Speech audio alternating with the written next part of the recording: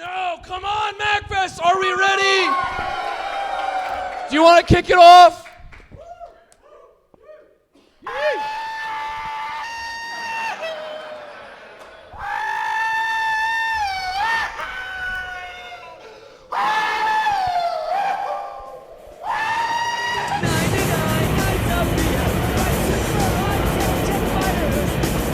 Cuban revolutionary troops such as these have invaded Castro's leftist island fortress. It is clearer than ever that we face a relentless struggle in every corner of the globe.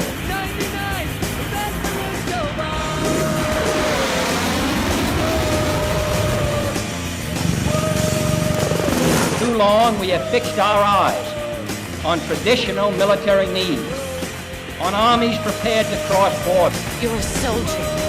Finish your mission.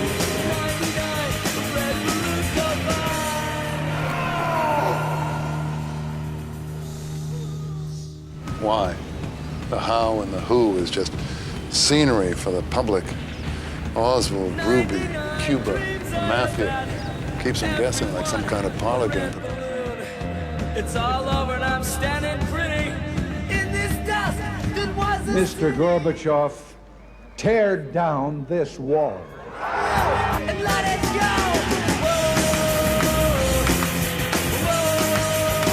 A few months ago, I told the American people I did not trade arms for houses. Just follow the money.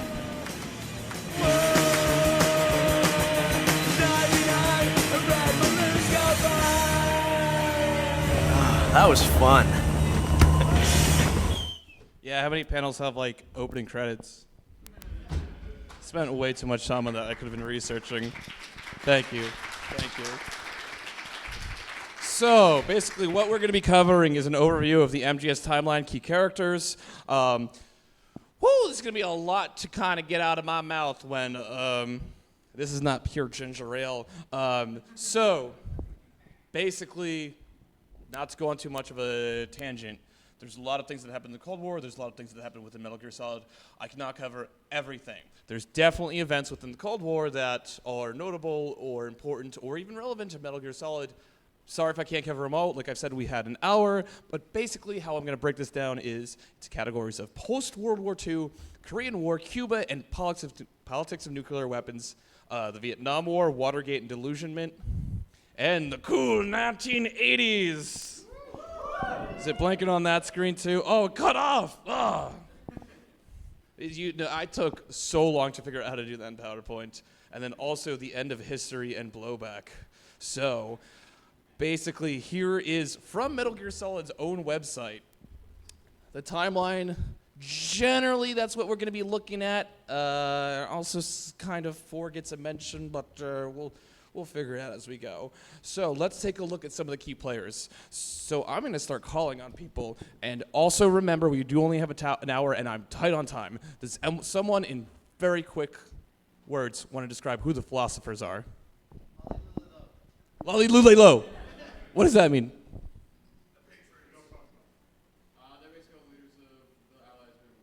Okay, philosophers, basically all the leaders of the Allies during World War II. An international cabal formed in the aftermath of World War I, kind of like a shadow league of nations, I like to think, equally as effective. Pulled a large fortune known as the Philosopher's Legacy, and so there are obviously going to be spoilers for all these games, but I'm going to try and also lay things out in case you haven't played every single thing. Come on, take a seat. We're going to get really weird with Metal Gear Solid. Okay. But so the Philosopher's Legacy is like a fortune of billions or trillions of dollars left on microfilm that has like access to Swiss banks accounts, and that's the only way to retrieve it. So these are the precursor to the Patriots, though not directly connected, kind of, sort of, but not a direct thing. Does anyone want to tell me in short words who the boss is?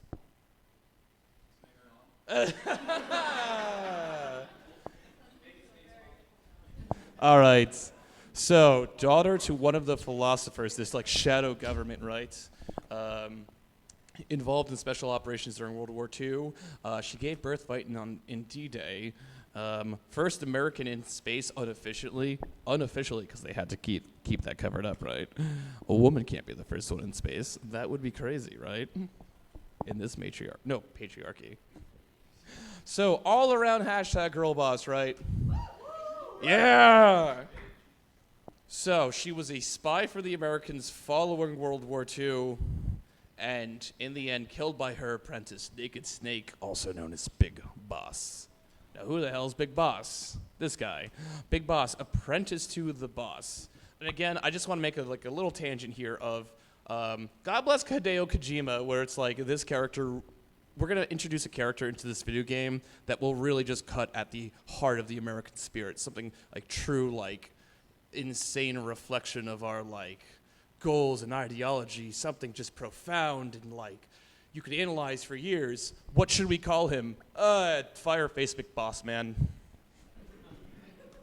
Like literally just, it's boss. We already use boss. Well, Big Boss. So, originally member of U.S. Army, worked for CIA. So he left the U.S. following disgust after the events of Metal Gear Solid 3, where he had to kill the boss, the woman we talked about earlier. Eventually, he led a nation-state, Outer Haven, which acquired nuclear material capable of Metal Gears. Metal Gears, for those of you who don't know, are like robots capable of launching nukes. That's bad. And he was also one of the founding members of the Patriots, which we'll get to soon.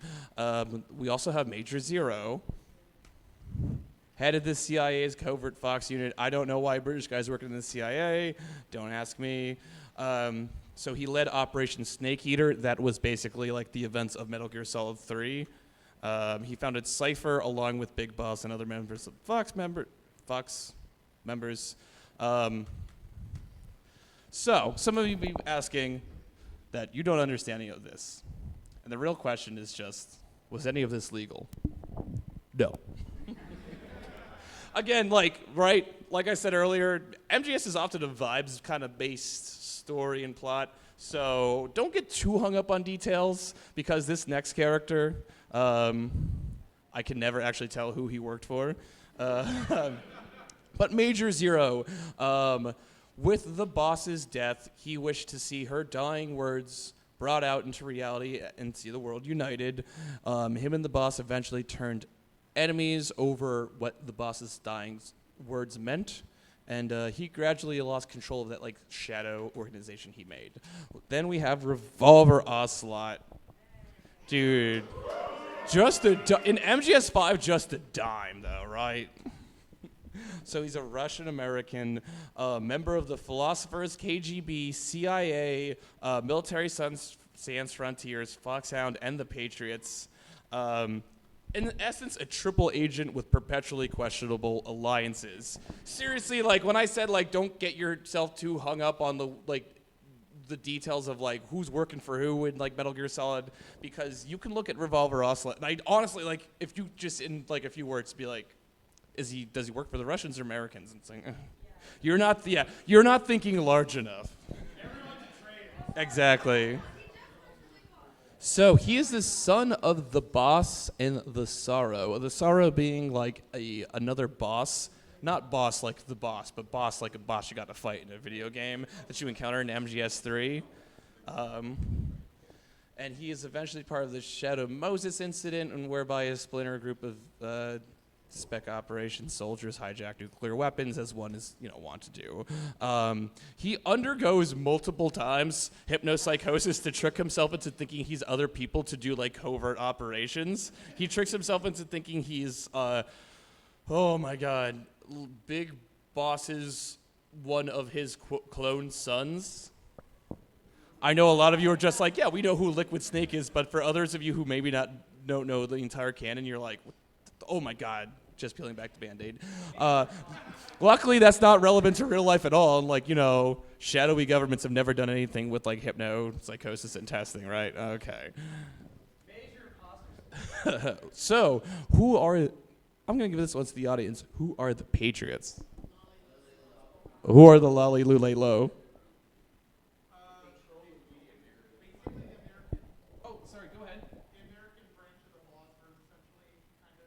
Okay, so like the American branch of like the groups that formed after the bus. You also had your hand raised here. A couple of AIs that got out of control Okay, so a couple of AIs that got out of control because someone didn't air gap their Ethernet network.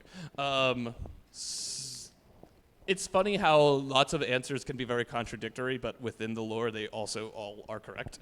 So this is like the actual deep state government that you often hear about on certain cable news networks. Initially formed from the former allies of the boss. Basically, in MGS3, as the player, you're playing Big Boss Snake. All right, eye patch guy, you have to kill the boss. And her dying words are to see that the world is brought back together. And people interpret that in a lot of different ways. From that, we have this group formed by her former allies, the Patriots, who want to see that brought into effect. And eventually kind of like these have different ideas of what that actually means. And we get rifts, and they start splintering and breaking up. Yes. Eventually, this group becomes a self-sustaining group of AIs outside of anyone's control. But it's just a very interesting idea that I think a lot of Metal Gear Solid has a lot of parallels to like weird conspiracy stuff. I mean, obviously, but like it's interesting that like the shadow government is like a through line of MGS. So, a quick and dirty timeline. I really tried to cut this down, and it's 2 slides, and we gotta really power through it, but it's so much. So, 1964, Metal Gear Solid 3, the one they just speed ran. The boss acting as a double agent. Oh my gosh. So the boss, she brought nuclear weapons to Russia as like a gift to try and get in as a secret agent. They used those weapons so that it made her look bad, and the Russians thought that like the boss was like a plant of some kind to like get nuclear weapons in, and that would like, you know, to screw up Russia or something. Basically, Russia was like, yo, your American brought nuclear weapons into Russia. You have to prove that you didn't do this. So they were like, well, how do we do that? Kill her. Basically, yeah, right? Am I more or less on the point? Cool. So following that, circa 1970, Big Boss, Major Zero, Revolver Ocelot, and all the other cool guys on your radio join in and form the Patriots. With Big Boss eventually leaving to form Militaire Sans Frontiers when, you know, like ideological differences form between him and Major Zero. In 1974, we have the Peace Walker incident, which is like the PSP game, not Portable Ops, also not Metal Gear Acid. It's really weird I have to specify all this. So in Peace Walker, we experience a CIA puppet army down in South America. I think it's Costa Rica, right? Yep. Yeah, in Costa Rica, the CIA puppet government, they've gone rogue. They're threatening America with nuclear weapons, and they're stopped by the Military Sans Frontier, which we're now going to call MSF. So Ground Zeroes, for anyone who doesn't remember, Ground Zeroes is like that like kind of sort of demo game, but not really. That came before MGS5, where you play in Guantanamo Bay. Luckily, no like politics there. So Military Sans Frontiers destroyed by Rogue Cypher, an element of the CIA. Big Boss then falls into a coma after the attack for about 9 years. That's when we get to MGS5. So, in MGS5, the former NSF, a former NSF medic, is hypnotized to believe that they are Big Boss, who was now, and this medic is now known as Venom Snake. I hope I'm not spoiling MGS5 for anyone. But that's the big twist. So in MGS5, cover your ears if you don't want to spoil it, but you play as Venom Snake, who's a medic from the former NSF, like MSF, that former military group, who you have been hypnotized into believing that you're actually Big Boss. A new group called Diamond Dogs seeks revenge against Cypher, the ones who like destroyed the MSF. And they waged this war in Afghanistan and the Angolan Civil War, which was very complicated for this research. So 1995 and 1997, are the MSX Metal Gear, not Metal Gear Solid, but Metal Gear games. So it's like 2D ones where you're like sneaking around and the story's kind of actually comprehensible. And then 2005 is like MGS1, that PS1 game, where A rogue group of special forces takes over a nuclear facility to hold the U.S. hostage with nuclear weapons. Whew, did I miss any really critical key points of MGS timeline? Or is that mostly good? Cool, all right.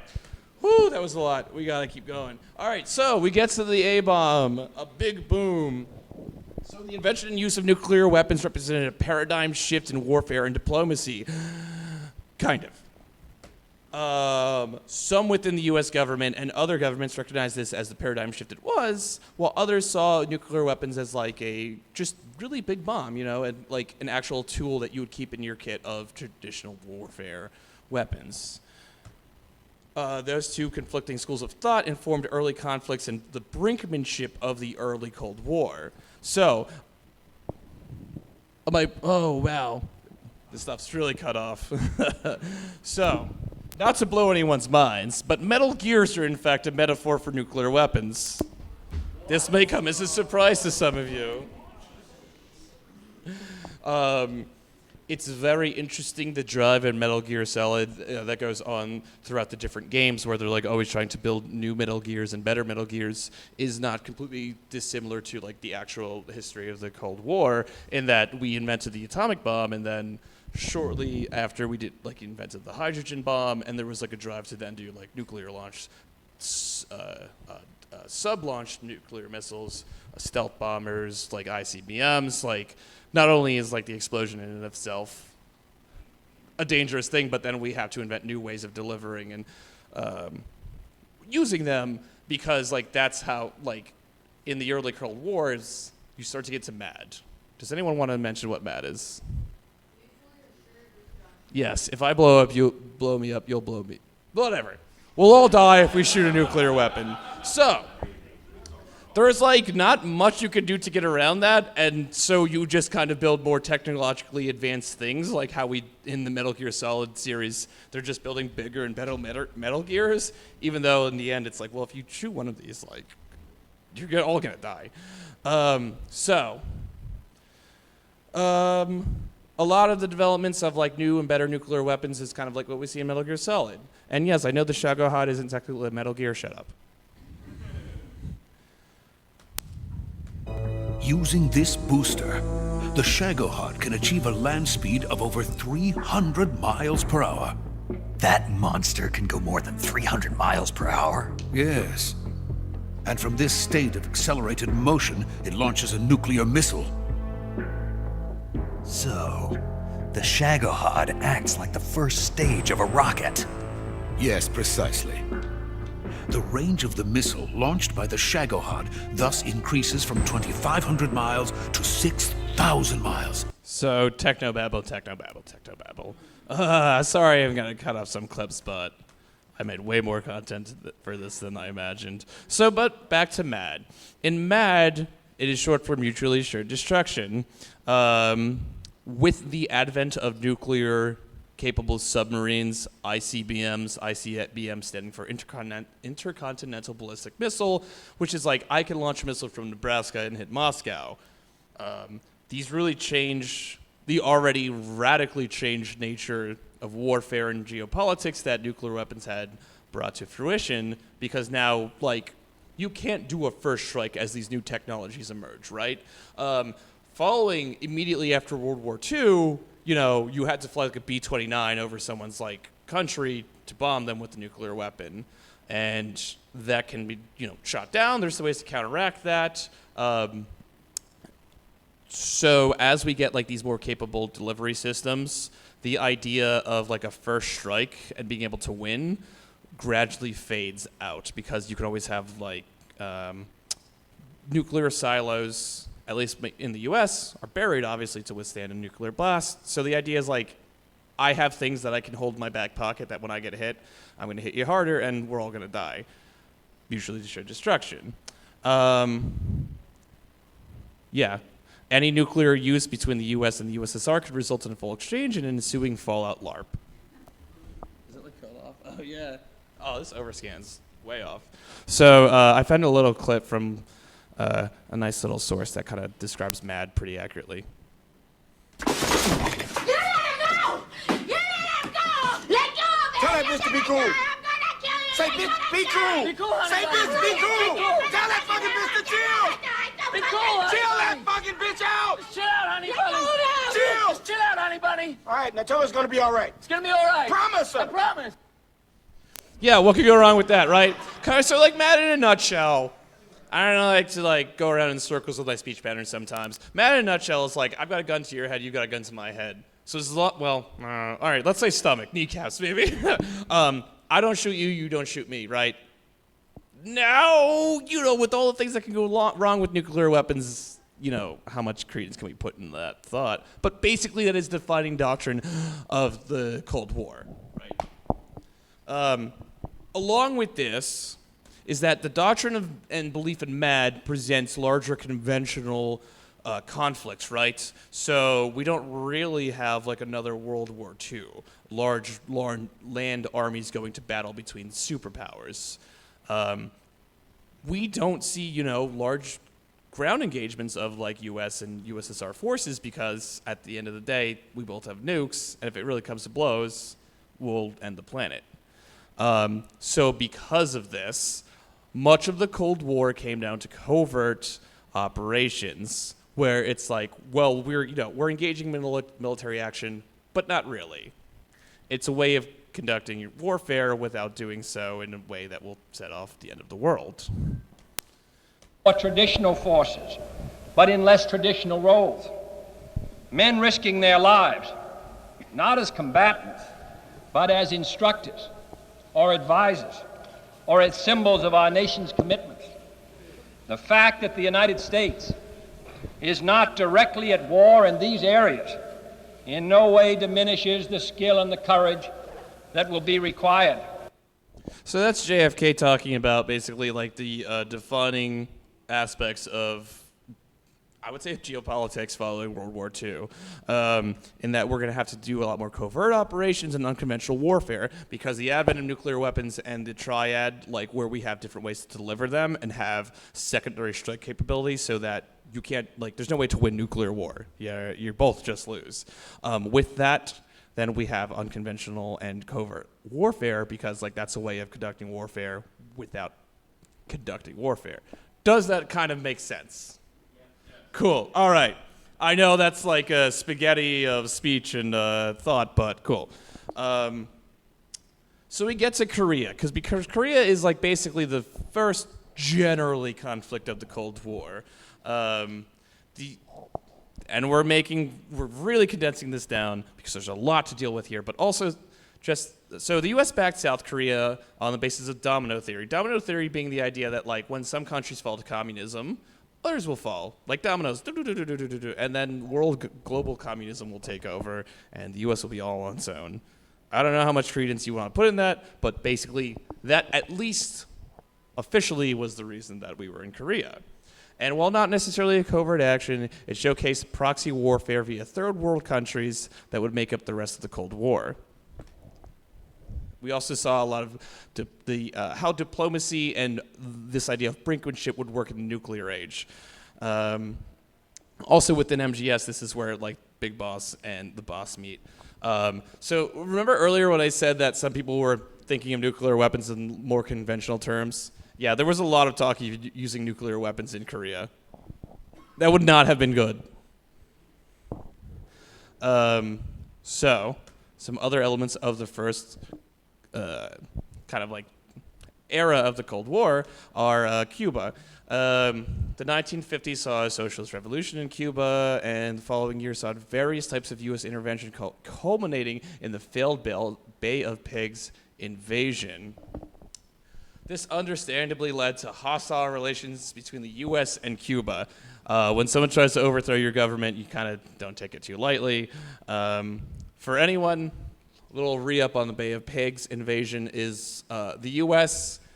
staged this whole thing to make it look like it was a domestic uprising of Cubans. That they were like, elements of the Cuban government and Air Force and whatever are like doing an uprising, and it was all basically CIA guys they hired to and trained in, I think, Guatemala and did like an actual invasion.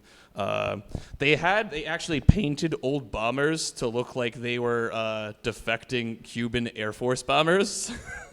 And like reporters, like they shot them to make it look like they had actually done raids over Cuba. And reporters, when they landed in Miami, were like, these are fake bullet holes. It's very weird.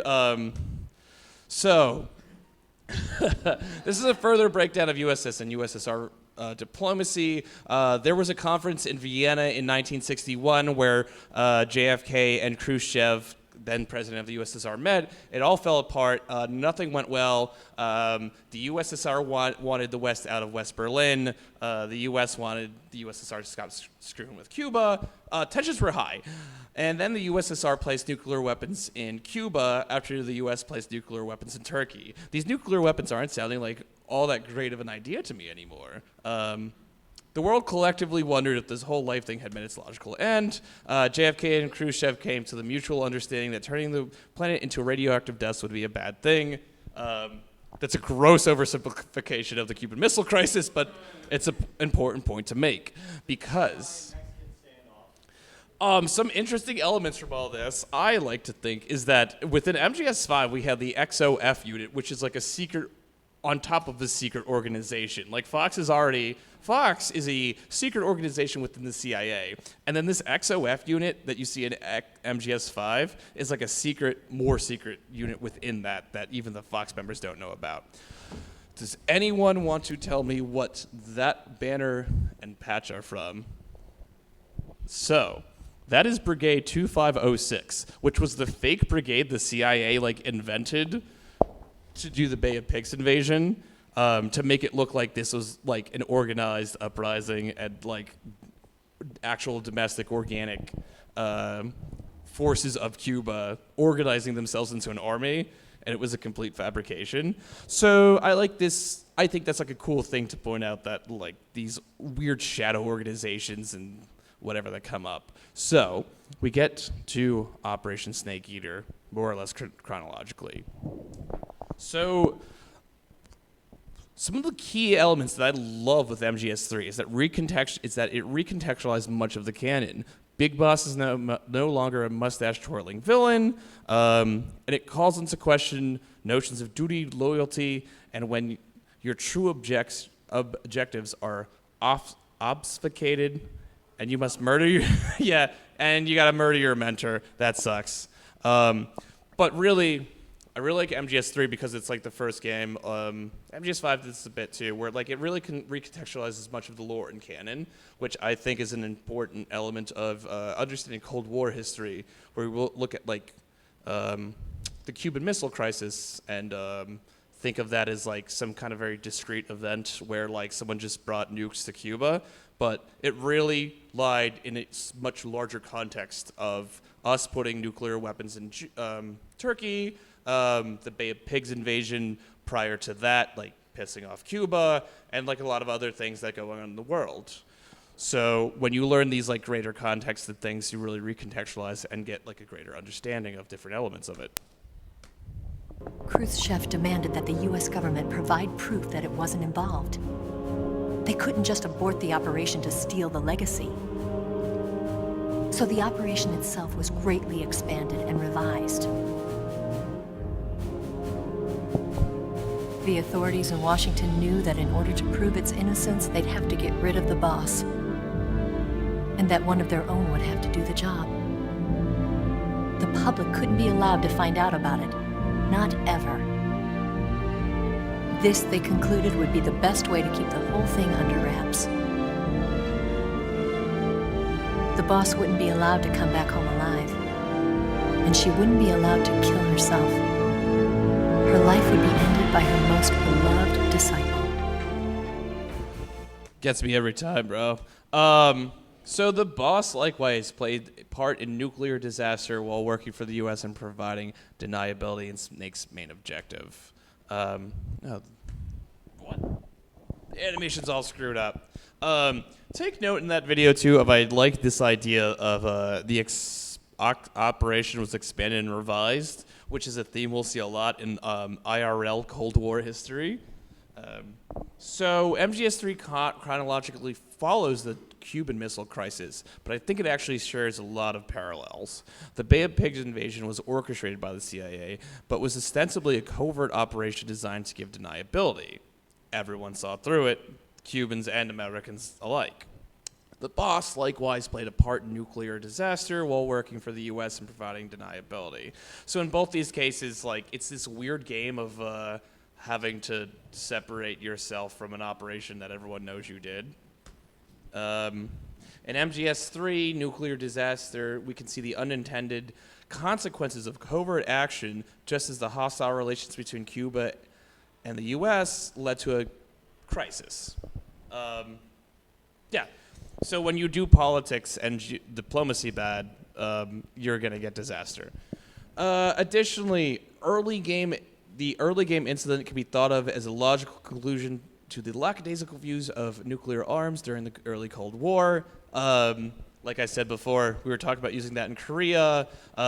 During the end of World War II, the reaction of like the Russians to where and if we bombed Japan with a nuclear weapon was a strong consideration of where and if to use nuclear weapons. It wasn't just, can the Japanese hold out, which is a whole discussion that we do not have time to get into. But one element of that was, how are the Russians going to react in like the new world that we're going to be living in?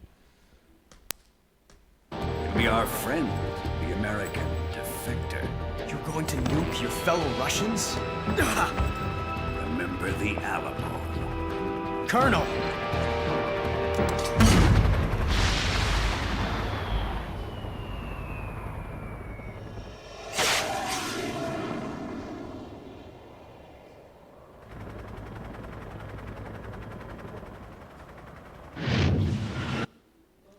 So that's a real thing. It is the Davy Crockett kind of sort of man-portable nuclear weapon. It was never really fielded. It was shot a few times. I'm sure it still exists in a warehouse somewhere. One element, or I think one thing in the manual for shooting this was like, don't shoot it upwind, because you'll get like radioactive fallout and poop your organs out.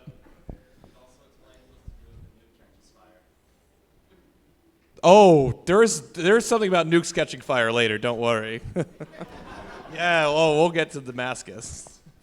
So Vietnam, the Vietnam War, and again, so many of these slides are just like, like we could make like a dissertation of them in and of themselves. So I know I'm reducing them a bit here, but the Vietnam saw an increasing involvement between the U.S. in a civil conflict. Vietnam was a conflict that grew from small initial covert and advising operations into a much larger conventional form of warfare. Did I see a hand? That's fine. Sorry? Revised and expanded, right? So I marked that earlier because, and in like the initial U.S. view of Vietnam was a much more cut and dry case. Like, they didn't want it, as much as maybe the morality was lacking for the reasons for involvement. They didn't want it to go on this far, and you just can't control like things like this because you start to get into social science, and that's a much more complicated thing. So, even in the periods of official U.S. conflict in the Vietnam War, the U.S. often utilized various extra-legal and covert means, such as bombings in Cambodia and Laos. Officially, this was to secure a free and independent South Vietnam, and then we had this cool thing called the Pentagon Papers. So the Pentagon Papers were leaked in 1971 by a Rand Corporation analyst. Thought I put his name in there. Daniel Eisenberg, right? Daniel Ellsberg. So that was a Rand analyst who leaked them to, and this is a whole thing too. I believe the New York Times initially, and then they got a cease and desist or whatever from the U.S. government. But eventually, I think the Washington Post was the one to publish them. But basically, these were classified memos, data, and other documents that trace the entire Vietnam War from like its genesis in the dying days of World War II through the 70s. And they showed not only was the war essentially unwinnable, but it was expanded into Laos and Cambodia, like I mentioned earlier, and it had been conducted under false pretenses from the start. The government lies to you sometimes. What? So, in an effort to find the source of the Pentagon Papers leak, because he was not supposed to do that analyst, Nixon put together his team of plumbers. They conducted a range of domestic surveillance operations. So the president spied on people and journalists to try and find out and get dirt on his political opponents. You're not supposed to do that. This eventually leads to Watergate. That's the whole thing for anyone who isn't familiar, where basically he had sent a team in to tap on the Democratic National Convention's offices, like taps, like their phones and listen in on them. You're not supposed to do that. They were caught. This eventually led back to him, and he resigned. This is all covered very extensively in a book called All the President's Men, and a lot of reporting by Bob Woodward and Carl Bernstein. Other journalists helped with this too, but they're the most notable ones. But what does this all lead to? The true nature of Vietnam and ensuing Watergate scandal led to a shift in public's perception of the government. Yes, I know the government has lied to people before Watergate in Vietnam and done bad things before then, but perception is reality, right? So kind of sort of like before all Vietnam and Watergate, people thought kind of highly of the government. And in reality, yes, they did bad things. But it was really around this time that like that perception generally in the public's eye shifts.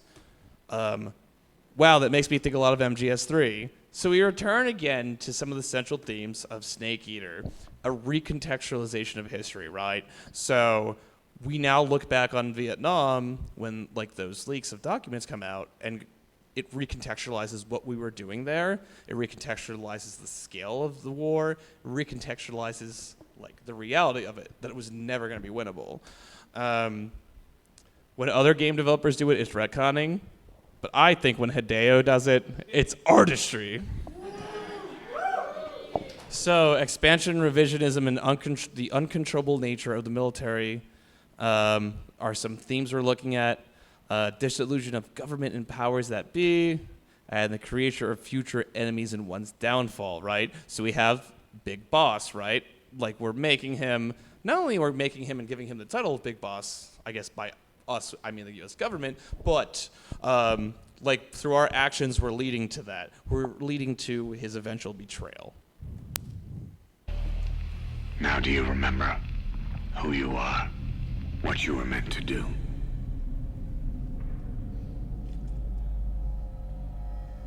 I cheated death thanks to you. And thanks to you, I've left my mark. You have too. You've written your own history. You're your own man. I'm Big Boss. And you are too. No. He's the two of us together.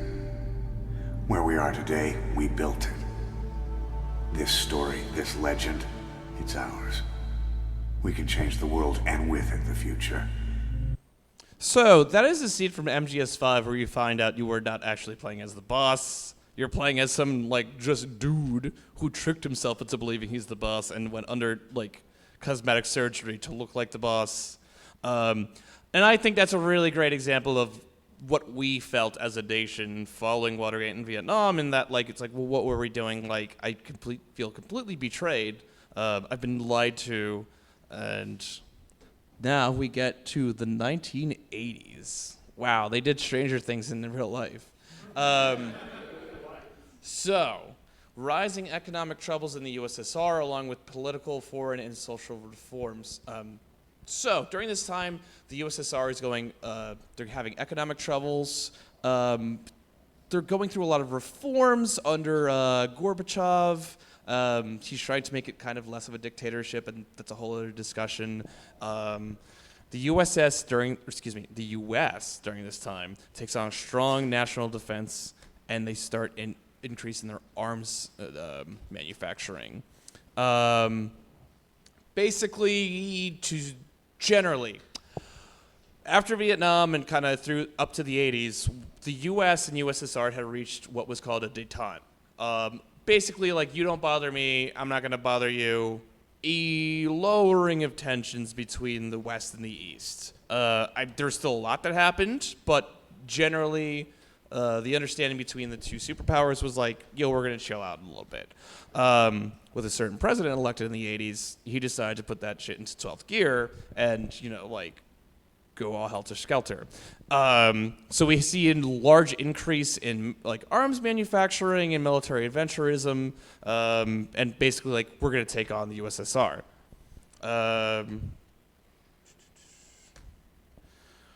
We have also now reached the Soviet-Afghan War, which, for those of you who have played Metal Gear Solid 5, you should maybe be familiar with. Often known as the Soviets' own Vietnam.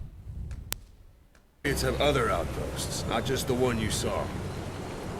Afghanistan is a big place. I expect you to become quite familiar with those binoculars as you plan your next move. How and where you make it, well, that's up to you.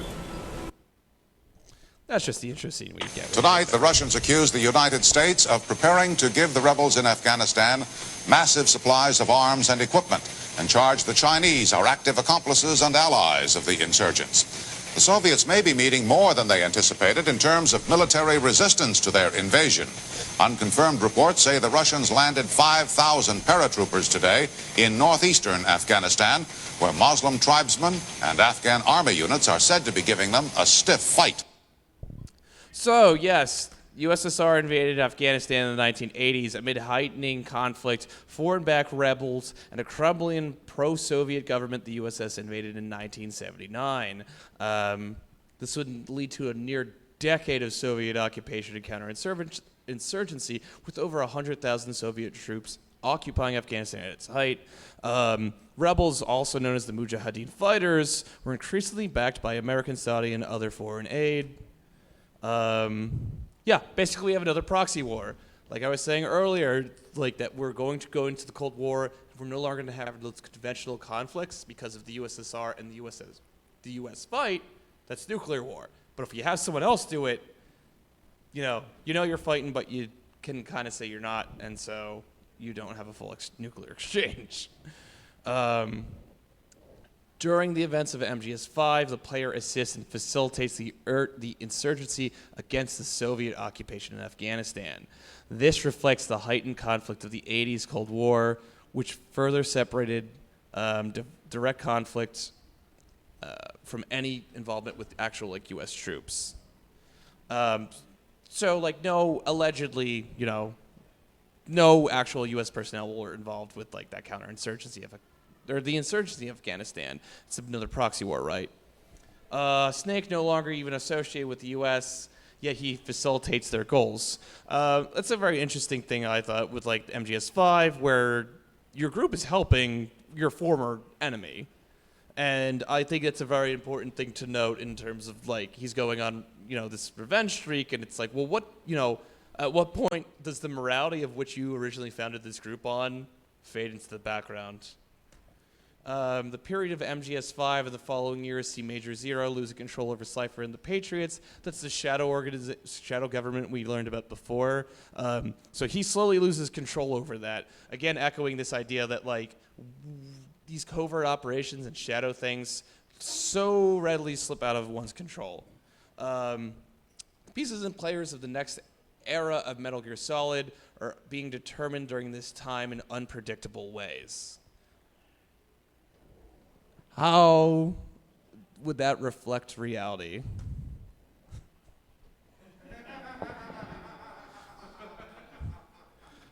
So if anyone remembers, Rambo 3 goes and frees POWs in Afghanistan.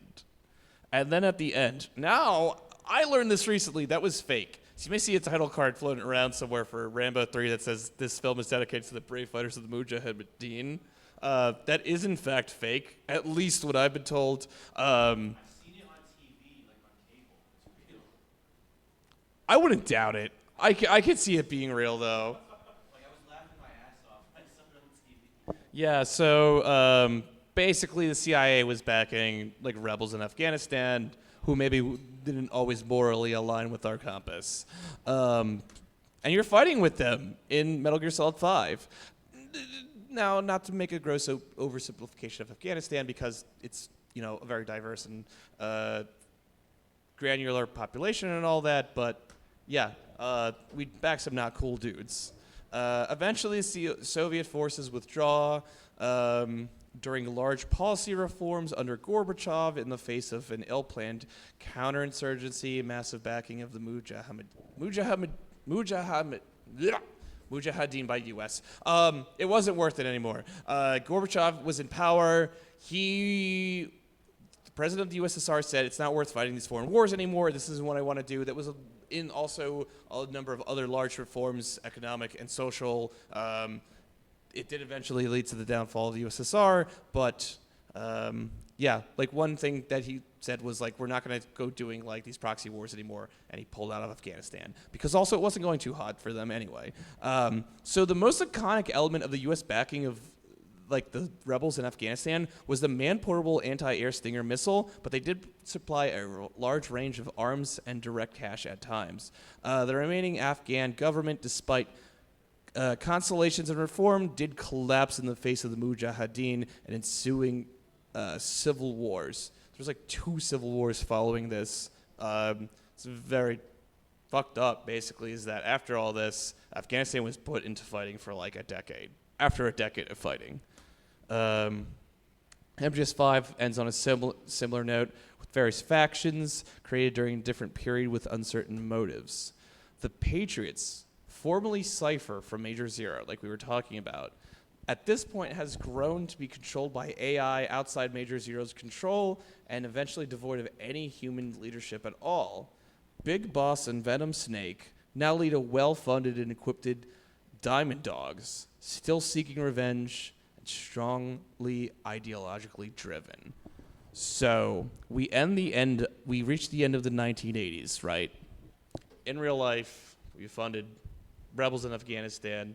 In Metal Gear Solid, we have these 2 charismatic leaders of these private military nation states that were kind of working with the CIA. They're powerful and they're ideologically driven and they're warring in the games with the Patriots.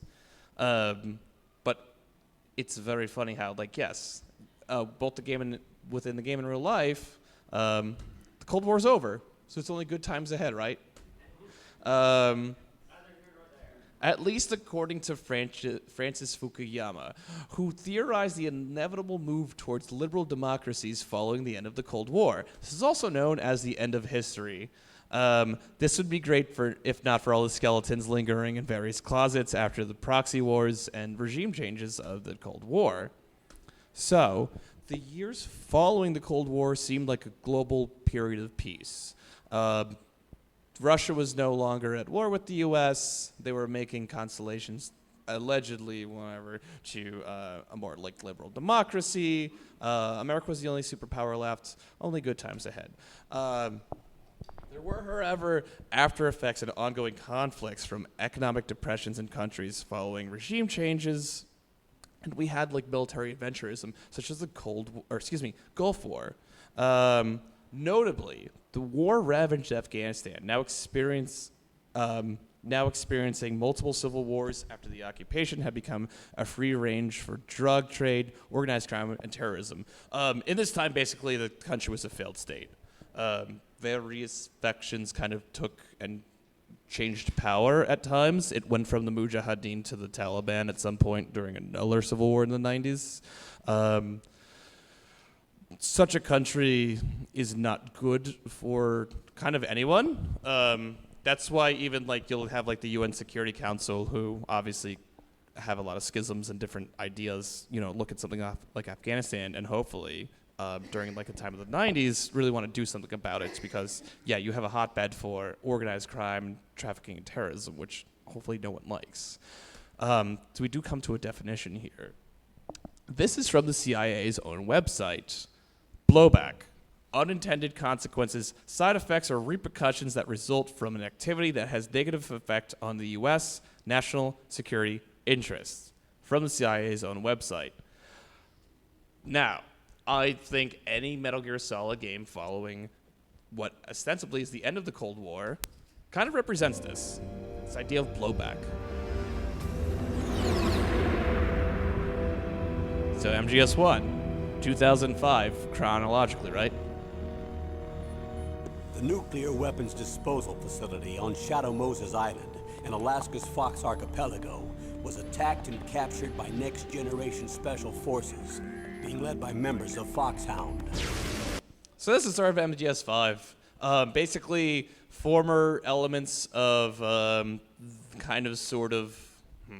not the Patriots, but a splinter faction of the CIA goes and hijacks a nuclear-capable Metal Gear in Shadow Moses, which is a nuclear research facility in Alaska.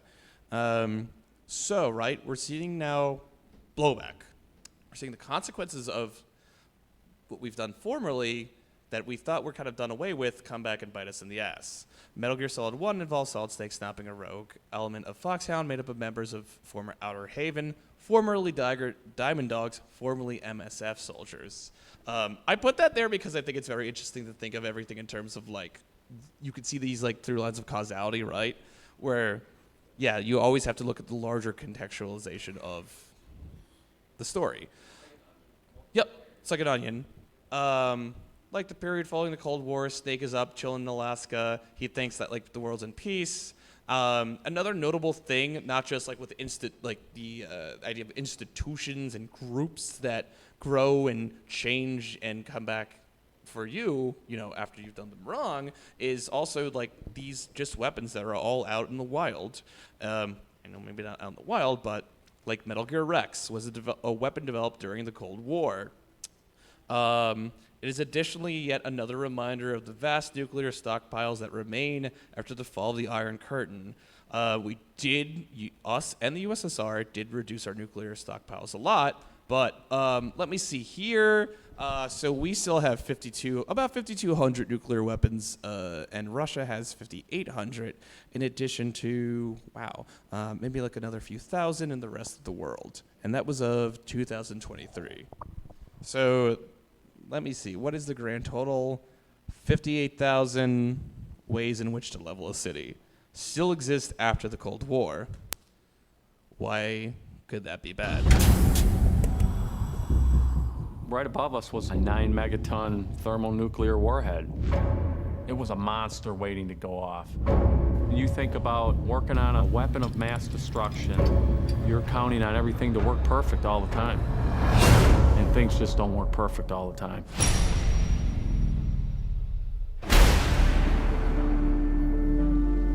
From the very beginning of the atomic age, there has been a sense of this immense power just being on the verge of slipping out of our control.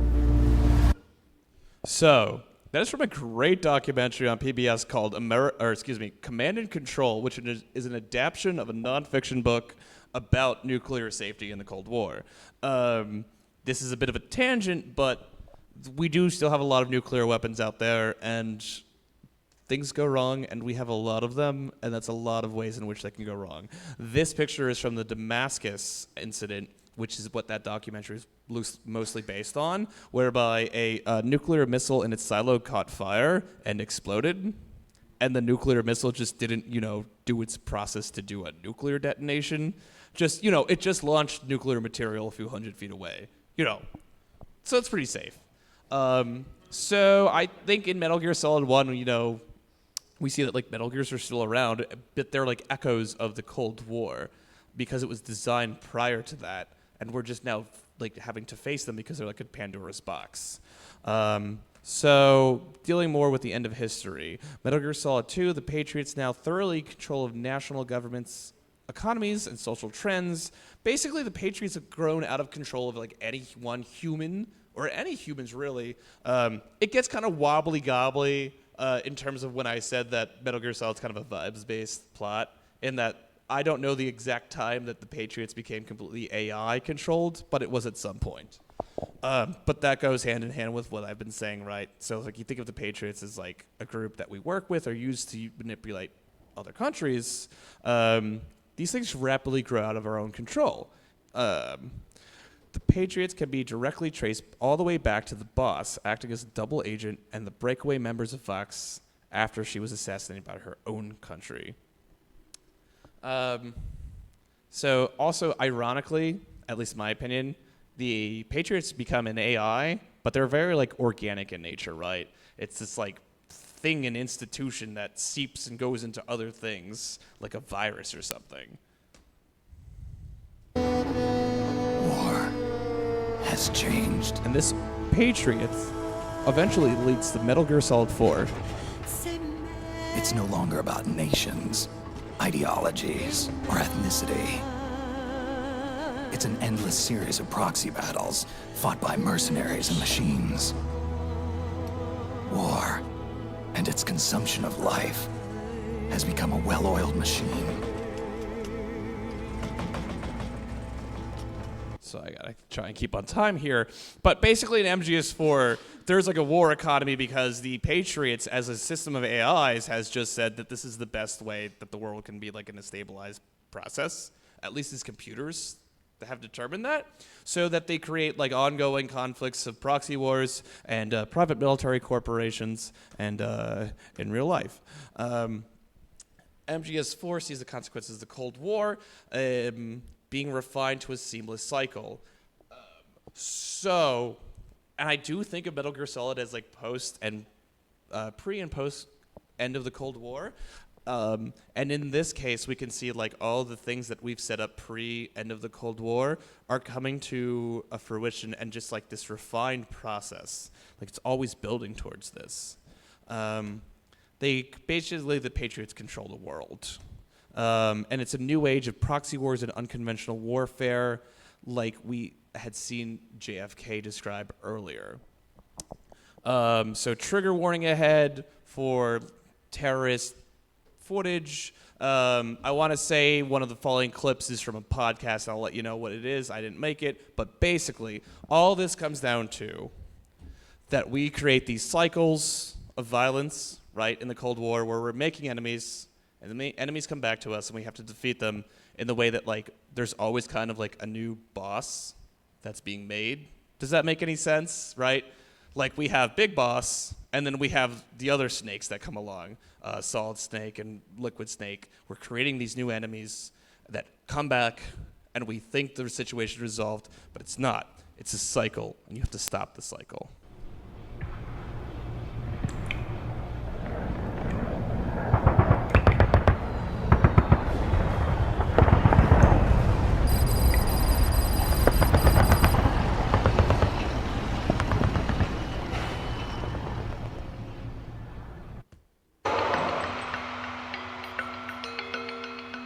I was there when the first dreams came off the assembly line. I was there when they began welding the things into their armor, bolting on the wheels.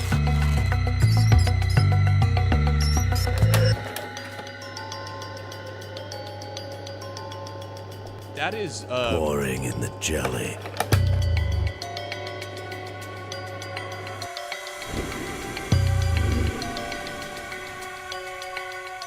I was there when they turned the juice on. And I was there when the things began to twitch.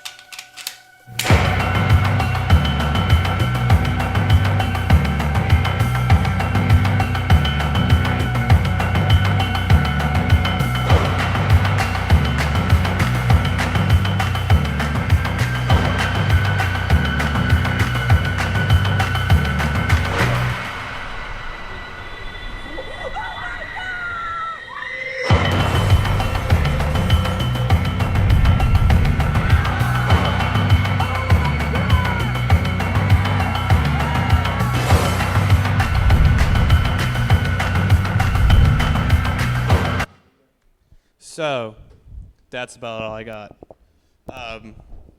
That last clip was from a trailer for Blowback Season 4. I'm not affiliated with them in any way, but basically that podcast was like the inspiration for this idea I had. They named all the episodes after Metal Gear Solid things.